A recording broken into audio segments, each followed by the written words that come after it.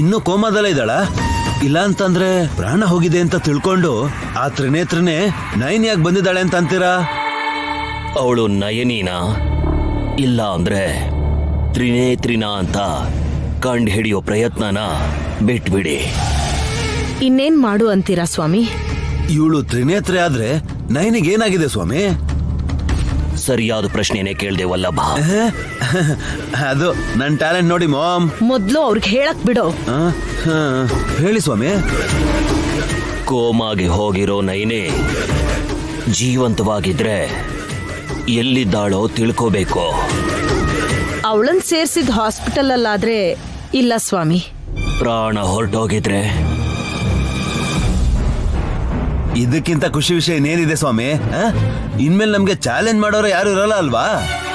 ಮನೆಯಲ್ಲಿ ನಯನಿ ಇದ್ದಾಳಲ್ಲ. ಮತ್ತೆ ನಯನಿ ಅಂತಿದ್ದೀರಲ್ಲ ಸ್ವಾಮಿ. ನಯನಿ ಆಗಿರೋ ತ್ರಿನೇತ್ರಿ ಒಂದು ವೇಳೆ ನಮ್ಮ ಅಂದಾಜಿನ ಪ್ರಕಾರ ನಯನಿ ಪ್ರಾಣ ಹೋಗಿ ಅವಳ ಆತ್ಮ ಏನಾದ್ರೂ ತ್ರಿನೇತ್ರಿನ ಆಶ್ರಯಿಸಿರ್ಬೋದು. ಅಯ್ಯೋ, ಇದ್ಯಾವ ಕತೆ ಸ್ವಾಮಿ? ಅಯ್ಯೋ, ನಯನಿ ಹಾಗೆ ಹೋದ್ರು ನಮಗ್ ಕಷ್ಟನೇ ಅಲ್ವಾ? ನಯನಿ ಆತ್ಮ ಮನೇಲಿ ತಿರುಗ್ತಾ ಇದೆಯೋ ಇಲ್ವೋ ಅಂತ ಹೇಗ್ ತಿಳ್ಕೊಳ್ಳೋದು ಸ್ವಾಮಿ?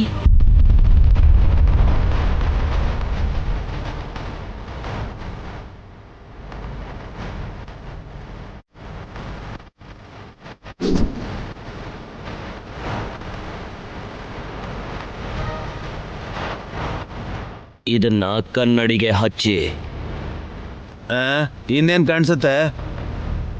ಇದನ್ನ ಹಚ್ಚಿದ್ರೆ ಆತ್ಮ ಕಾಣಿಸುತ್ತೆ ವಲ್ಲಭ. ಅದು ನಯನಿದ ಇನ್ಯಾರ್ದು ಅನ್ನೋದು ತಿಳಿಯುತ್ತೆ.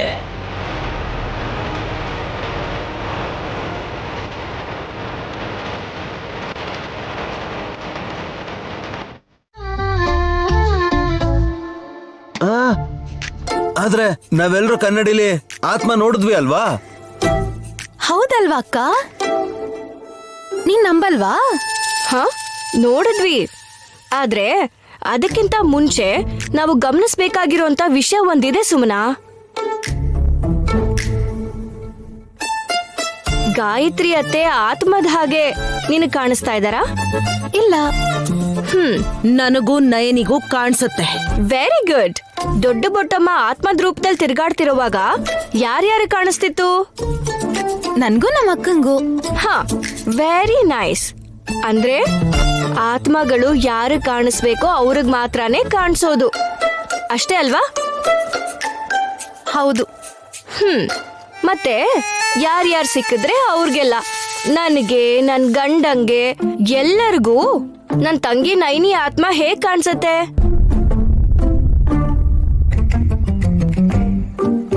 ಹೌದಲ್ವಾ? ಅಂದ್ರೆ ಇಷ್ಟೊತ್ತು ಚೆನ್ನಾಗಿ ಯೋಚನೆ ಮಾಡಿ ಮುಟ್ಟಾಳಾದ್ನ. ಇದೇನೋ ಚೆನ್ನಾಗೇ ಇದೆ, ಹಾಗೆ ಕಂಟಿನ್ಯೂ ಆಗ್ತೀರಾ? ಏಯ್, ಸ್ಟಾಪ್ ದೇರ್. ಮ್ಯಾಜಿಕ್ ಮಾಡೋ ಕನ್ನಡಿನ ತಗೊಂಡ್ ಬಂದು ಅದ್ರಲ್ಲಿ ನನ್ ತಂಗಿ ನೈನಿ ಬೇರೆ ಸೀರೆನಲ್ಲಿ ಕಾಣಿಸೋ ಹಾಗ್ ಮಾಡ್ಬಿಟ್ಟು ನಮ್ಮನ್ನೇನಾದ್ರೂ ಮಿಸ್ಲೀಡ್ ಮಾಡಿದ್ರೆ ಹಲ್ಲೆಲ್ಲ ಉದುರ್ಸ್ಬಿಡ್ತೀನಿ, ಹುಷಾರು. ನಡಿ ಸುಮನ. ನಾನ್ ಬರಲ್ಲ ಅಕ್ಕ.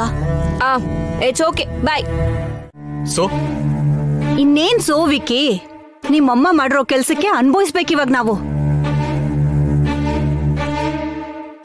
ಮ್ಯಾಜಿಕ್ ಮಾಡೋ ಕನ್ನಡಿ ಅಂದ್ರು, ಆದ್ರೆ ಅವರು ಅಖಂಡ ಸ್ವಾಮಿಗಳನ್ನ ಕೇಳೇ ಇದೆಲ್ಲ ಪ್ಲಾನ್ ಮಾಡಿದಾರೆ ಅನ್ಸುತ್ತೆ ಚಿಕ್ಕಮ್ಮ. ಯಾವ್ದೇನೇ ಆದ್ರೂ ಅವ್ರ ಪ್ಲಾನ್ ಅಂತೂ ಸಕ್ಸಸ್ ಆಗೋಯ್ತು. ಅತ್ಗೆ ಆತ್ಮ ಕಾಣಿಸ್ಲಿಲ್ಲ ಅಲ್ವಾ? ಕನ್ನಡಿಲ್ ಕಾಣಿಸ್ದಾಗ್ಲೂ ನಾನ್ ದೇವಿಪುರಕ್ಕೆ ಹೋದಾಗ ಉಟ್ಕೊಂಡಿದ್ ಸೀರೆನಲ್ಲೇ ಕಾಣಿಸ್ಕೊಂಡೆ. ಅದೇ ಸೀರೆಯಿಂದ ನಿನಗ್ ಅಪಾಯ ಉಂಟಾಗಿ ಆಸ್ಪತ್ರೆ ಪಾಲಾಗಿದ್ದಲ್ಲ ನೈನಿ. ಅದಕ್ಕೆ ನಿನ್ ರೂಪ ಕನ್ನಡಿಲಿ ಹಾಗೆ ಕಾಣಿಸ್ತು ಅಂತ ಅನ್ಸತ್ತೆ. ಹೌದು. ಮತ್ತಿನ್ನೇನು, ಅತ್ತಿಗೆ ವಲ್ಲಭ ಜಂಬ ಕೊಚ್ಕೋತಾ ಇರ್ತಾರೆ. ಸ್ವಲ್ಪ ಜನ ನಂಬಿದ್ರು, ಇನ್ ಮಿಕ್ದವ್ರು ನಮ್ದೇ ಇರೋದ್ರಿಂದ ಇದು ತಕ್ಷಣ ಸಮಸ್ಯೆ ಆಗಿ ಬದಲಾಗ್ಬೋದು. ಅದಕ್ಕೆ ನಾವು ಹುಷಾರಾಗಿರ್ಬೇಕು. ನಾವು ಕಷ್ಟಪಟ್ಟು ನೈನಿ ಶರೀರನೇನೋ ಮನೆಗ್ ತಗೊಂಡ್ಬಂದ್ಬಿಟ್ವಿ. ಅದ್ರಿಂದ ಹೊಸ ಕಷ್ಟ ಎದುರಾಗತ್ತೇನೋ ಅಂತ ಅನ್ನಿಸ್ತಾ ಇದೆ.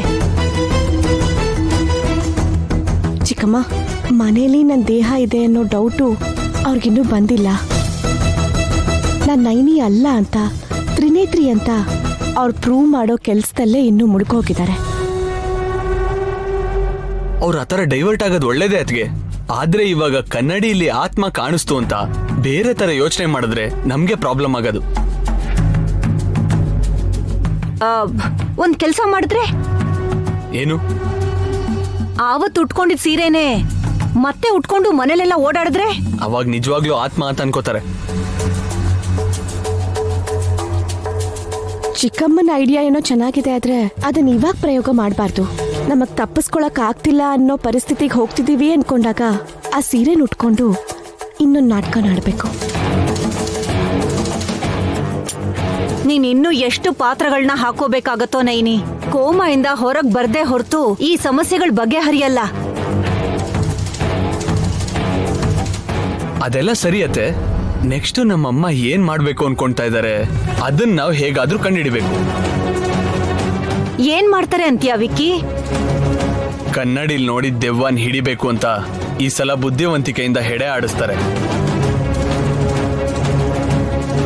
ನಿಮ್ಮ ಅಂದಾಜ್ ಕೂಡ ಸರಿಯಾಗೇ ಇದೆ ವಿಕ್ರಾಂತ್ ಅವರೇ. ಮುಖ್ಯವಾಗಿ ನಾನು ಯೋಚನೆಲೇ ಮುಳುಗಿರ್ತೀನಿ ಅನ್ನೋದು ಅವ್ರಿಗೆ ಚೆನ್ನಾಗಿ ಗೊತ್ತು.